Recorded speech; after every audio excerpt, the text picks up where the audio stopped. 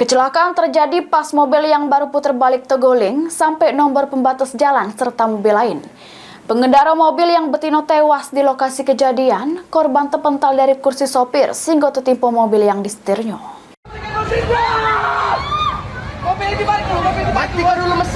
Kecelakaan di Simpang Priok.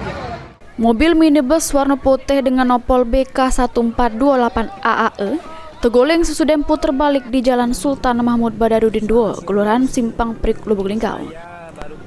Mobil yang disopiri betina bernama Nandaria Divri 29 tahun, warga Medan Oleng, serta terguling sesudah putar balik sehingga nomor pembatas jalan kemudian ngantem mobil sedan yang terparkir.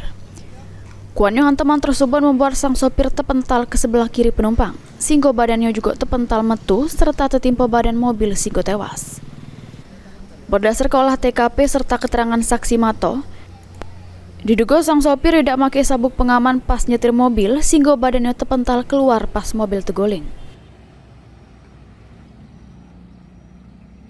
Menurut keterangan dari saksi di TKP dan keterangan dari saksi di TKP sebelum kejadian, memang kondisi korban tidak menggunakan safety belt dan kondisi pada saat dilakukan pertolongan awal oleh warga sekitar, kondisi korban memang tidak menggunakan safety belt.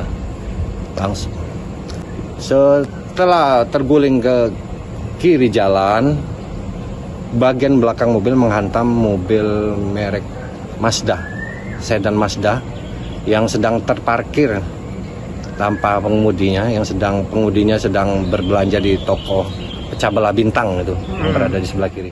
Tidak ada korban jiwa lain juru peristiwa ini karena mobil yang terguling cuma berisi kesika uang. Sesudah kejadian, jenazah korban langsung dievakuasi ke rumah sakit untuk kepentingan forensik.